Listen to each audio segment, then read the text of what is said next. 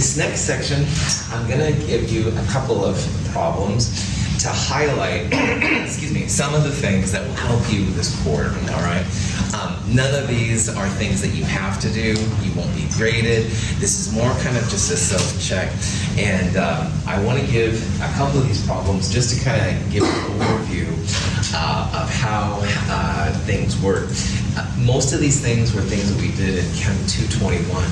And Chem 221, even if you haven't in this quarter, a long time ago, right? You know, I mean, all the holidays happened, New Year's, and I don't even remember what day it is today, to be honest. So anyway, but I just, I'm putting these up here as ways to help you out. It'll also give you a chance to use your calculator. If you have questions on any of this stuff, this is a great time to talk about them and see what's happening. So again, you don't have to do any of these, but on the other hand, if you want to, that's cool. The first thing I want to do is just do some math problems. And math problems by themselves are probably no big deal for most of you, but I also want to throw in significant figures.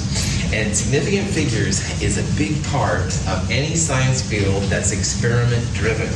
So much of chemistry involves making analysis with numbers from mass balances, from volumes, from temperatures and stuff like that. And so of all the sciences, chemistry is big time into significant figures or sig figs. Some of these will be very simple. Some of them might be a little weird looking at first, and that's okay. But I want to talk about all of them. And again, I don't care if you get these wrong or right, but I do want you to think about them at least. So it kind of gets the juices flowing again in terms of what we'll do. In Chem 222, all right, I'll be honest, this first section up to midterm 1, there's not going to be a lot of math. It's mostly about drawing structures, angles, names, stuff like that. But in the second section, which will be up to midterm 2, there will be more math again. We'll use significant figures. So just kind of FYI on that. So again, what I'd like you to do with these problems is just go through and try them. So for the first one, 66 times 234, all right? Pretty easy to put in your calculator, and I have no idea what the answer is. But when you multiply and divide, you want to make sure that your final answer is only showing the smaller number of significant figures. So notice in this number here, 66 is a 2 sig fig number, and 234 is a 3 sig fig number. So will our answer be limited to 2 sig figs or 3 sig figs? 2, that's right. So the answer itself in your calculator is something like 15,444. And that's great, but with sig figs, we're going to limit it to 2 sig figs right there. So what that means is that of the 15,444 in your calculator, you'll cut it off after the second sig fig, after the 5. You do look for the first digit you drop, which in this case is a 4. If the first digit you drop is between 0 and 4, you do nothing. You just put all zeros in. If this number would have been between 5 and 9, then we would have rounded up the 5 to a 6. But because the first digit dropped is between 0 and 4, you just leave it alone. These are all replaced with zeros.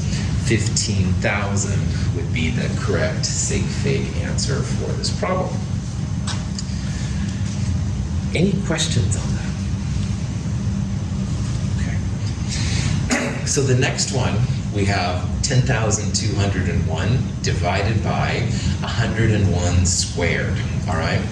So again, this is a multiplication or division problem. Division, obviously. We'll use the smaller number of significant figures. And in this case, that would be 3 sig figs. So 101 is a 3 sig fig number. So the answer comes out to be, in the calculator, it comes out to be 1, all right? And that's kind of frustrating because 1 is 1 sig fig. So this is a time where you want to add some zeros. You need to make some zeros pop in to get that 3 sig fig number out. So even though your calculator tells you just 1, that's great, but you want to use, in this sig fig obsessed world, 3 sig figs. So 1.00 would be the best answer here. So notice in the first case up here, the zeros were what chemists call placeholders.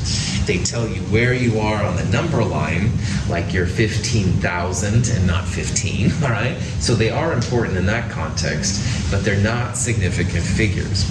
On the other hand here, where you got an answer of just 1, then you'd want to put 1.00. Zeros after the decimal and after a non-zero number are significant figures. So that's why 1.00 would be the best answer there. Any questions on that? Okay.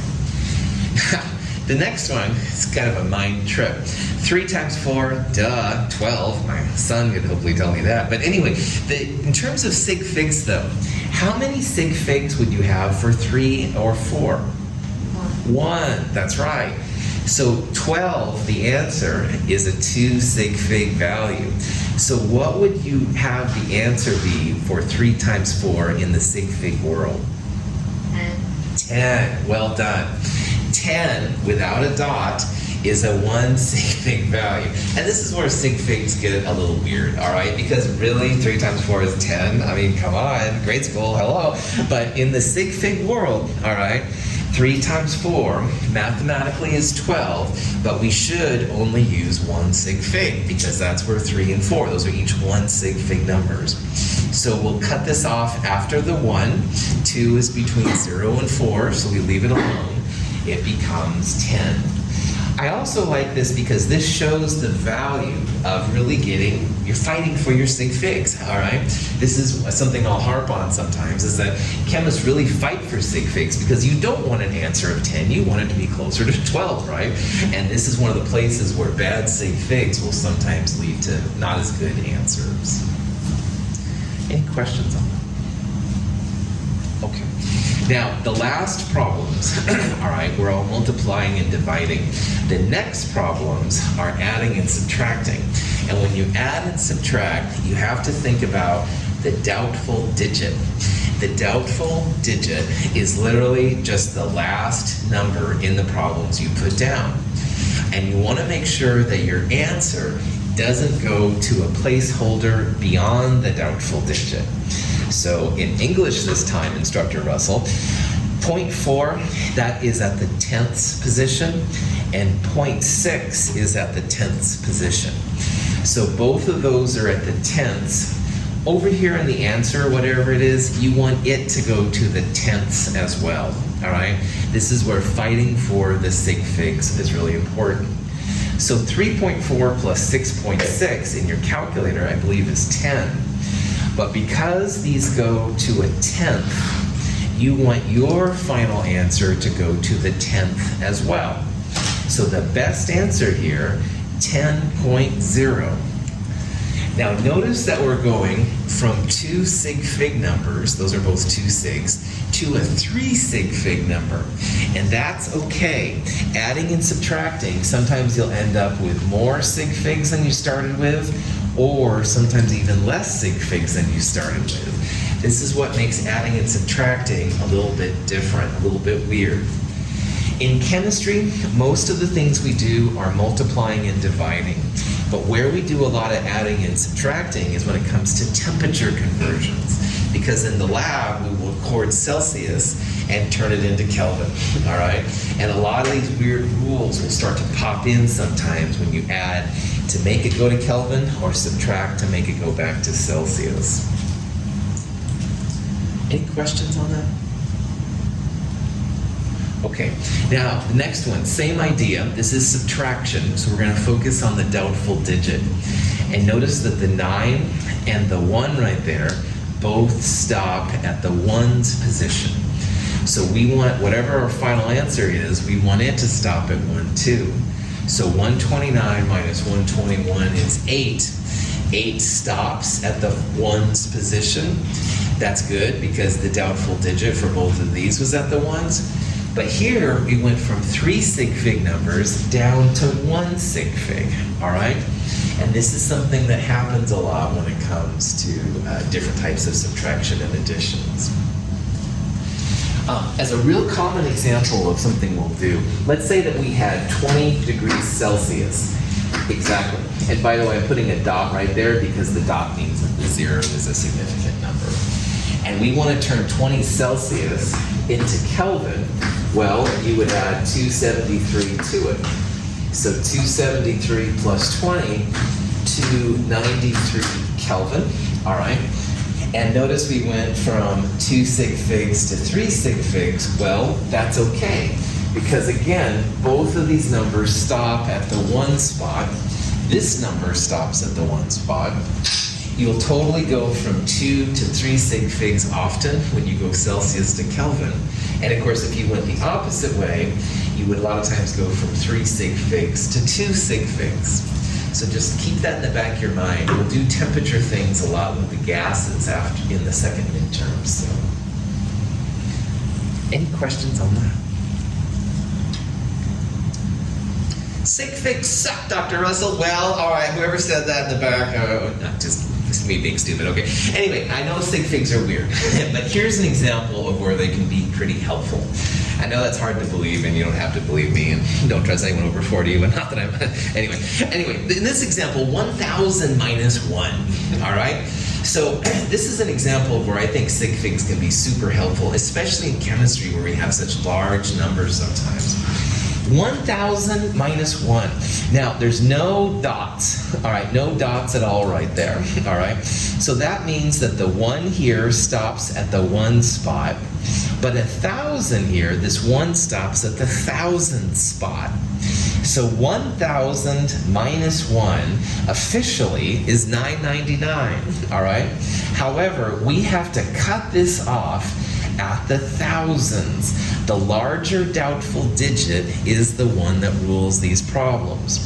So between 1,000 spot and that 1 spot, which is what 1 is, we want to cut this off at the thousands, which is to the left. So we're going to round these up, because this is between 5 and 9. We're going to round it up to 1,000. So 1,000 minus 1 in chemistry is 1,000. And at first that seems really, really weird, I understand.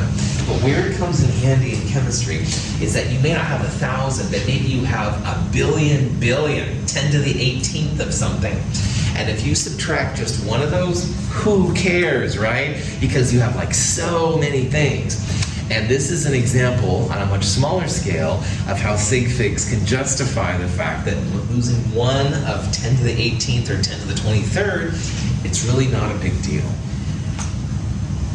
Anyway, questions on, yes, go ahead. Can you explain the deviant process? I was a bit confused because for the deviant ones, I understood it because it's towards the end, but I didn't understand. Cool, absolutely. Emily, before we do that, let me talk about the difference between 1,000 and 1,000 with a dot. All right, and that's maybe something I should have done more of here. I didn't think about it until right now. If zeros are to the left of the decimal, but before a non-digit, usually then they're just placeholders. So like 15,000 right there, the 1 and the 5 were significant, but the other zeros were not meaningful, all right? If there is a dot, then all of these are meaningful. So that number would be stopping at the 1 spot. So this problem does not have a dot. So that means that the 1 right there is the doubtful digit. All right, it's the largest doubtful digit. This one, it would be at the 1 spot. So imagine if you subtract 1, all right?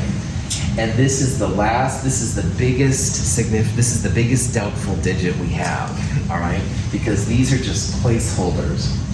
When you do these then, you want to cut it off at the largest doubtful digit. The 1 spot is smaller than the 1,000 spot, all right? So mathematically, we get 999, all right? We'll round this up by, we'll round it up by calling it right here. This is between 5 and 9, so we'll make this then a 1 right there. So it becomes 1,000. So it's because of this number that's why we're rounding it to 1,000. The doubtful digit is literally the last significant figure in the different numbers. So for 1, it's the 1 spot, but for 1,000, it's the 1,000 spot. And the final answer, you cut off at the larger doubtful digit. And the larger of these two, 1,000 versus 1, the larger one is thousands. So we're going to cut this off right here. 9 will round up to 1,000. That's kind of the process that's going on. That's what makes adding and subtracting quite a bit different than multiplying and dividing. Thank you. Oh gosh, great question, yeah. Other questions on this? Again, most of the time, we won't do adding and subtracting as often as we do multiplying and dividing, but it is important, especially when it comes to temperature and stuff. So,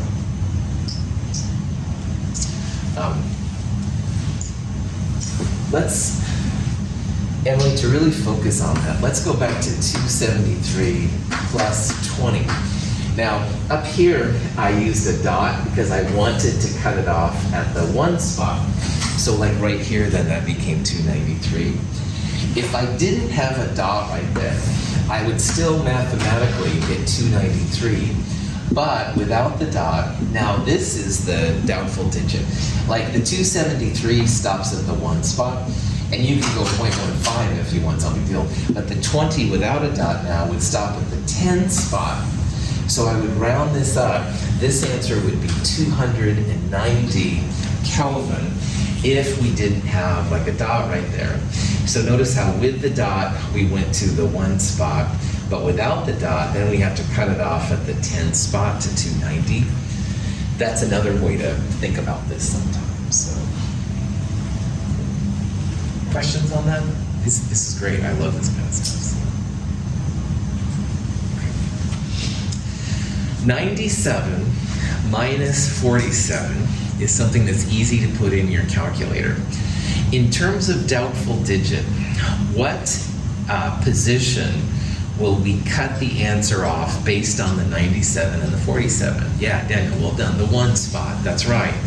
So whatever the answer is here, we're going to cut it off at the 1 spot.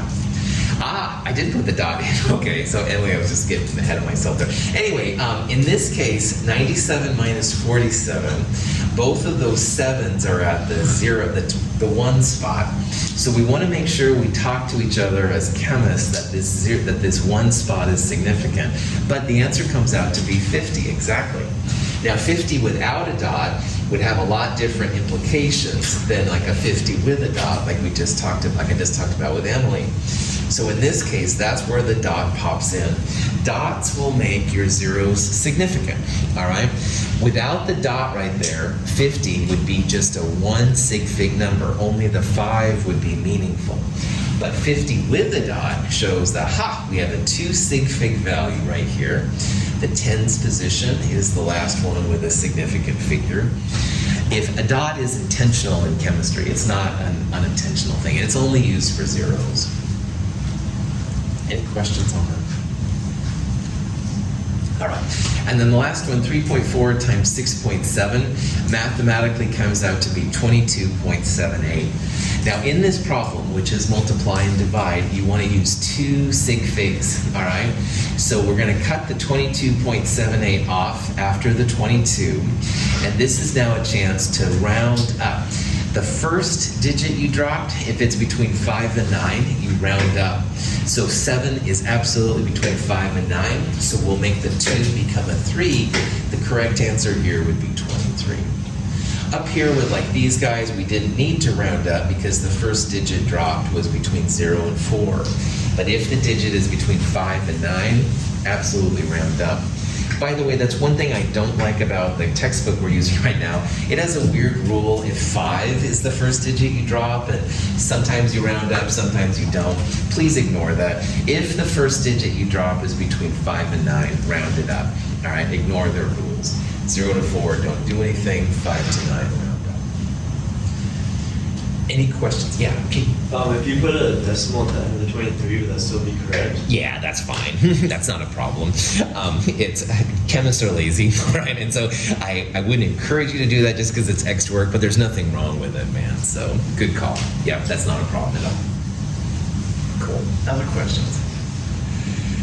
Sig figs, honestly, kind of boring, and I'm sorry to bring them up, but they're used all the time, man, and so we've got to know them. If you ever have questions on this kind of stuff, please let me know, because they're just something to deal with. All right, metric system. There's a whole bunch of metric prefixes. So for example, kilo, which has the symbol K, is 10 to the third. Nano has the symbol N, 10 to the minus 9. These 5 metric prefixes we will use a lot, especially in this class. And so please know them / memorize them / make a little cheat sheet next to your study area, because we'll use these a lot, and they're just things that pop up a lot. They're super useful in chemistry because, like, if you wanted to talk about the OH bond length, which is things we'll do this quarter, using it in meters is awkward. The micrometer is used a lot in biology. That's kind of weird too. But sometimes, like in nanometers, then you get better numbers, easier to manipulate. So it's always an option and stuff depending on how people do. So kilo, centa, milli, micro, and nano are the ones we'll use. About the middle of the quarter, we'll use a couple other ones when we get to some bond lengths. We'll talk about them too. Here's an example of how this thing works. Let's say you wanted to find out how many kilometers were in 1.9 times 10 to the 13th micrometers, all right? So micrometers is one of these things right here, and a micrometer is 10 to the minus 6 meters. What I would do on a problem like this is I would go from whatever you're starting with to the base unit. The base is literally like what's after the metric prefix. So these are all length problems, meters. So I would go from micrometers to just meters first, and then from meters to the kilometers after that. And so we're starting with 1.9 times 10 to the 13th micrometers. Over here on this little table, we're looking it up online, a micrometer is 10 to the minus 6 meters, and a kilometer is 10 to the third meters. And remember, in chemistry, most of the time it's about what you start with. You want to cancel that unit with something on the bottom. This is the dimensional analysis kind of thing. So how I would set this up, starting with micrometers, I'd want to put micrometers on the bottom and whatever else was on top. And you can see right here that 1 micrometer is 10 to the minus 6 meters. So this would be 10 to the minus 6 on the top and 1 micrometer on the bottom. That would get rid of the micrometers. But I now need to convert meters into kilometers. Well, I'll put the meters on the top here. I'll have it cancel a meter on the bottom right there. So there's 10 to the third meters per kilometer. So now the meters have canceled, the micrometers have canceled, and the only unit left standing is kilometers. So it's 1.9 times 10 to the fourth kilometers. Again, this is my kind of way I'd recommend, but it's not the only way. If you Google the conversion, you'll probably find an exact micrometer to kilometer conversion, and that's fine too. But on the spur of the moment, this is a real handy way if you go to the base unit. Any questions on that kind of stuff? Okay. Now, the base unit in this one was the meter, but you don't have to use meters as the base unit. You can use any other kinds, and we'll use a lot of these. So for example, mass is in grams, all right? Volume is often in liters, time is often in seconds and stuff like that. So you can do all these kind of things with different kinds of units, which makes metrics so cool. So for example, in lab, a lot of times we'll do milligram to kilogram examples, no problem. Well, same kind of thing. Start with the kilograms. I would recommend going through the base unit, which in this case would be the grams. So instead of kilometer equals 10 to the third meters, you can say a kilogram is 10 to the third grams, and go from there. So you can see right here, I basically did the same process, but now we're using all grams as our base unit, all right? But again, same kind of conversions, 10 to the minus 3 per milli is the thing up here. 10 to the minus 3 grams is a milligram, all right? Blah, blah, blah. And you can do this with volume, time. You can have a kiloseconds if you want, although it's not used as much. Any questions on that? All right, calculators, scientific notation. So important to be able to know how to use scientific notation on your calculator in this class. And almost all calculators that are pretty powerful anyway will have some kind of EXP or EE button. Really, really cool. It's really important that you know how to go from scientific notation to regular notation and then back to scientific notation. And every calculator is a little bit different, and I can totally help you to figure this out if you want. On the TIs, there's usually a mode, like you go stats or settings mode or something like that, and then there's scientific, regular, and stuff. And knowing how to go from one to the other is really cool. If you don't know how to do it, we'll take a break here in a little bit, and that would be a good time to ask me, and I can see if I can figure out with you how you can do it. Again, on the TIs, most of the time it's mode, then some kind of exponential format or something like that, and there'll be like SCI for scientific, which is really cool. Going back and forth like that is really helpful. Sometimes on TIs especially, you'll get like, it'll look like 0.0000007. And when you go to scientific mode, it's actually 6.94 times 10 to the minus something. So checking yourself like that can be really helpful. All right, I've seen that once in a while with people's problems. So. There is an engineering mode, and I hate that. I don't know who uses it, and you shouldn't use it in this class. Here's what engineering mode does for whatever reason. Instead of writing 3.14 times 10 to the 5th, which is true scientific notation, it changes it to 31.4 times 10 to the 4th. And mathematically, it is the same, absolutely. But chemists especially kind of freak out, and I'll be honest, I'm in this boat too. So please, please, please use proper scientific notation. And what that means is you have one digit to the left of the decimal between 0 and between 1 and 9, and to the right you have all the other digits. So you wouldn't have 31.4 times 10 to the 4th or 0.314 times 10 to the 6th, something like that, all right? This is considered proper scientific notation. Any questions on that? Okay. The other thing that's really important is powers of 10. And this is something I'm trying really hard to talk about these days because, oh man, it's frustrating. Almost all calculators and all the TIs, I think, have like an EE button. This is the one in the Inspire, but all of them, TA30s, etc., like that, all have something like that. And this is something I sure recommend that you start using if you haven't.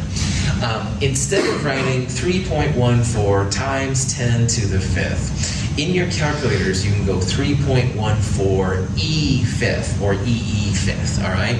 And in calculator world or in computers, which is where this comes from, the E or EE means times 10 to the, all right?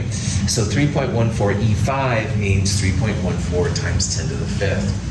And the value of using something like this is really cool. Like, for example, you could write 3.14 and you've got a times, and then there's a 10 to the X button you could push, and you could push 5. All right, so that's, you know, these digits plus 1, 2, 3. Instead, you can just do E to the 5th. So it is fewer digits to push. All right, like Kate asked about earlier, I am the lazy chemist. I don't want you to do extra work if you don't have to. So the E button does save you an extra push. Woohoo! Anyway, if that's not enough of a reason, well, there is another reason too. As written in a calculator, 3.14, it thinks you're multiplying 10 to the 5th times 3.14. And in order of operations, sometimes this will mess with you, all right? The EE button automatically places the times 10 to the 5th with the previous number. This way, it has it as its own part. So if you wanted to divide by 3.14 times 10 to the 5th, and you went 1 divided by 3.14 times 10 to the 5th, like right here, it would go 1 divided by 3.14, but then it would multiply the numerator by 10 to the 5th. The calculator is not smart enough sometimes to realize that this part goes with this. However, if you use the E button or EE button, it does place the 5th with that previous number. So I highly, highly, highly recommend that you use that value. Now, I'd like you to try this problem in your calculator, all right? This should be a pretty simple thing. 2.3123 times 10 to the 19th divided by 1.217 times 10 to the 16th. Try this out. If you put your calculators down, I'll know you're done with it. And I'll show you the answer here in a little bit. And if you don't want to do it, you don't have to either, but still.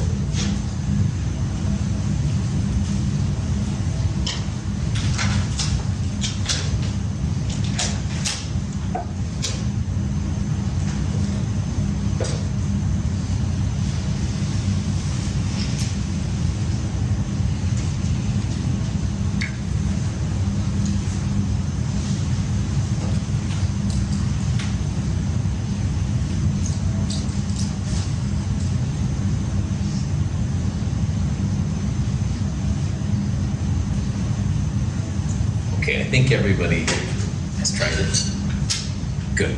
All right, so if you got 1900, woohoo, score! Pat yourself on the back. You can ignore what I'm going to say now. However, what I brought this up for is not to make you feel bad. If you got this number, that's why you need to use the EE button, all right?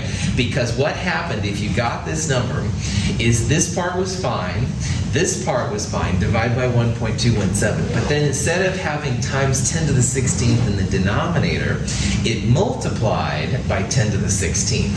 So you see that this number is quite a bit smaller than this one.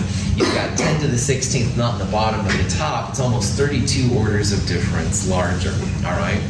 So this is a type of a problem where having the EE button is really cool. Now, you don't have to use my EE button. If I'm the fascist instructor getting down on you, don't worry about it. You can put parentheses around everything in the bottom, and you'll get the same answer too, 1900. But again, you're just adding more button pushing and stuff, and lazy chemist me, I'm trying to keep you away from that. That's why I do encourage you to use the EE button, EXP button, stuff like that. Any questions on that? Yeah. So if you use the EE button, it kind of makes it like one unit? It like clumps all of this together. So regardless if it's on the bottom or the top, it puts everything together. If you don't use the EE button, then often this thing will be placed in the numerator. So instead of making it a small number, because we're trying to divide by a large number, it makes it a huge number then by putting it at the top. So EE just puts all of this together so you can move it up, down, and it keeps it there. Without that, then it's easy to get this part like placed in the top parts. It just sort of removes the multiplication symbol from the order of operations, so it's not a problem. Exactly. That's exactly what it comes down to. The calculators are not smart enough to know what you want to do.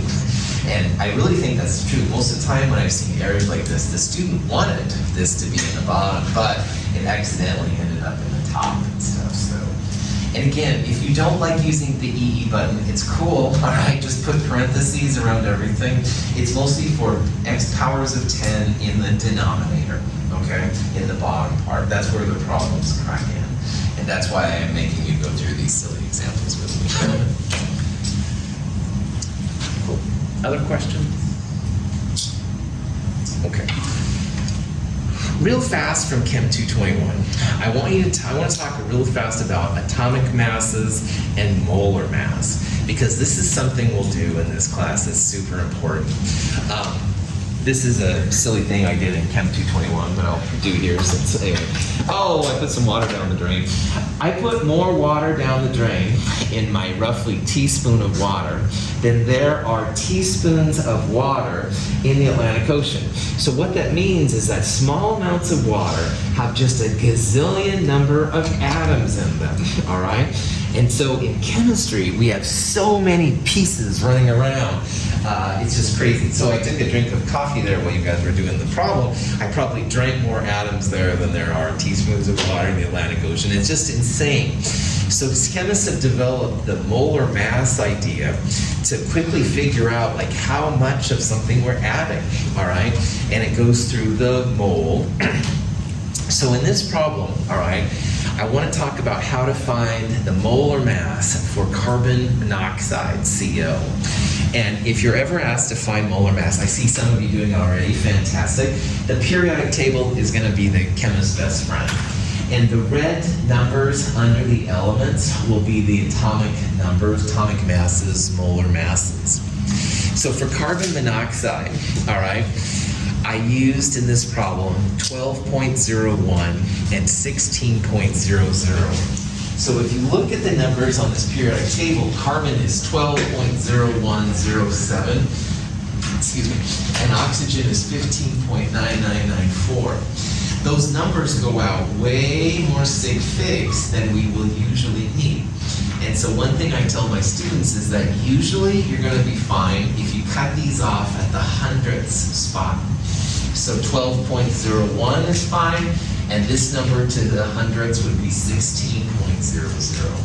So my first little reminder is that you don't have to use all of the sig figs on the periodic table if you don't want. Almost all the time, if you cut it off at the hundredths, you'll be good to go. Questions on that? Okay, so carbon monoxide then has one carbon and one oxygen, so you add them together. 28.01 would be the molar mass of the carbon monoxide. And it literally comes from just adding those pieces together. So what that tells the chemist is that if you would have 28.01 grams of carbon monoxide, you would have a mole of carbon monoxide, which is pretty cool. Now, molecular weight is a term that's often interchanged with molar mass, and honestly that's fine, but I do want to talk about the difference. Chemists have set the periodic table up so that 28.01 does represent the grams of carbon monoxide in a mole, and we could measure like 28.01 grams in the lab. But 28.01 is also the AMU mass. AMU stands for atomic mass units. It's the average mass of a molecule of carbon monoxide. So if we could actually get one molecule of carbon monoxide, which would be pretty difficult to do, by the way, it would have a mass of 28.01 AMU. And an AMU, which is also called a Dalton, by the way, is like 10 to the minus 24th gram, so it's really, really small. But that is the mass of an average CO molecule. Now, each molecule of CO will be affected by isotopes. So we talked about how carbon sometimes is carbon-13 and stuff. The number goes up and down a little bit, but this is the average mass. So, punchline, you can call 28.01 molar mass, which is the best name probably, or molecular weight. I won't be mad. Technically, molecular weight is for an individual molecule. The molar mass number would be for that many grams in a mole. It's not a big deal, but when you get your PhD from Yale, I want you to say, oh yes, the molar mass of, you're not from Troutdale Tech, you're from Mount Hood Community College, by God. And all right, Prof. back on again. Sorry, I keep slipping off this morning. Questions? So, if you're bored and you want to do this with me, or you can just watch around my example, I'd like you to calculate the molar mass of potassium dichromate. Potassium dichromate is a nice yellow liquid, K2Cr2O7. And all I would ask you to do is to the hundredth of a gram. You don't have to do it all. I have here periodic tables. This is my official periodic table. You can use any periodic table you want, but if you use these, you got it. Does anybody need a copy of this? Yeah. These are the ones that I actually use when I create like quizzes and exams and stuff, so you're welcome to have one if you'd like. I was sitting on my printer at home that I forgot to class today. You got to spare this way, man. No problem. I'm glad to have you here. Does anybody else want one? I really am glad to.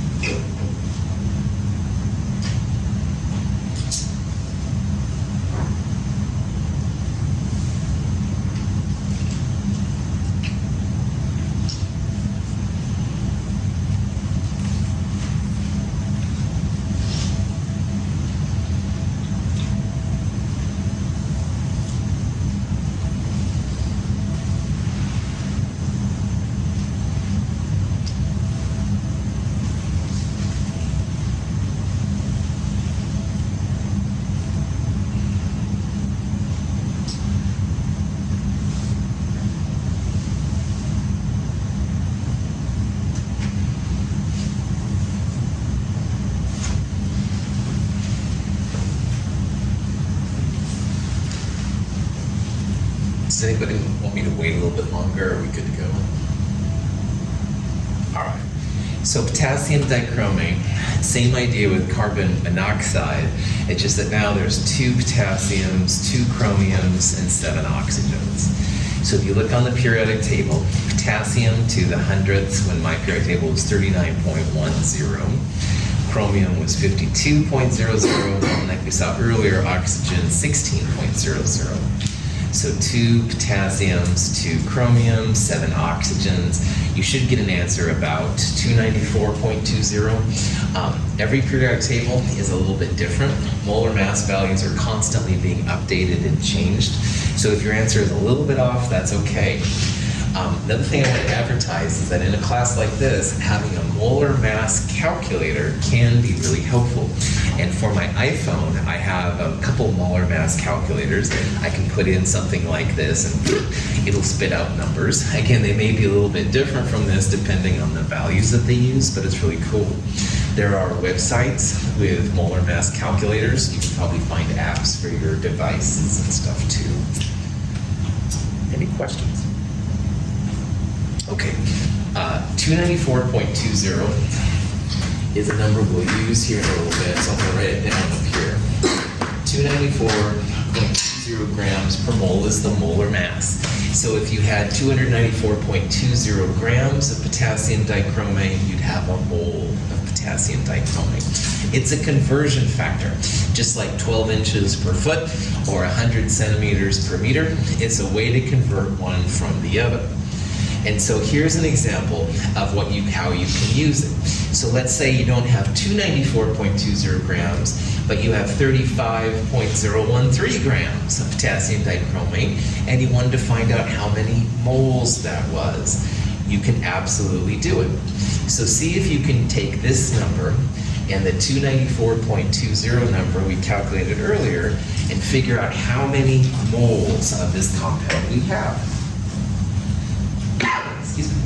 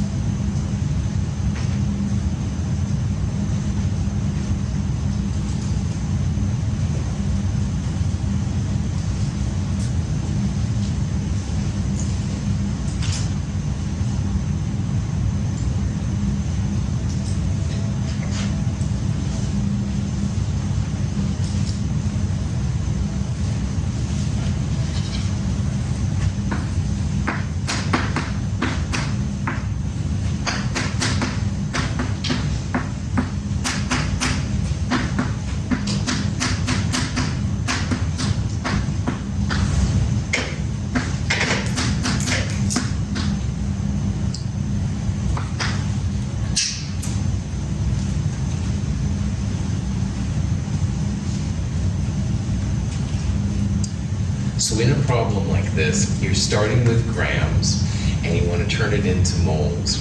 So we need to somehow convert grams, the starting unit, into moles, the desired unit.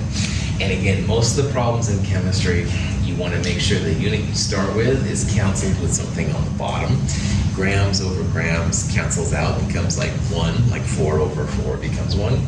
So in this case, 1 mole of K2CR207 is equal to 294.20 grams. The grams will cancel out.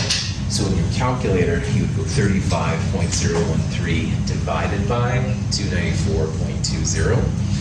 And that number comes out to 5 significant figures as 0.11901 moles, or 1.1901 times 10 to the minus 1 mole, something like that. For problems like this, the moles are sometimes seen as a bridge. It's a bridge between the mass in grams, which is something you can measure, and the number of particles, the number of pieces that are in something. That's where Avogadro's number comes in, 6.022 times 10 to the 23rd. So in this case, we started with the mass and we went to moles. We ended up then taking the molar mass. We divided by it essentially here to get to moles. If you went from moles back to grams, then you would multiply. Any questions on that?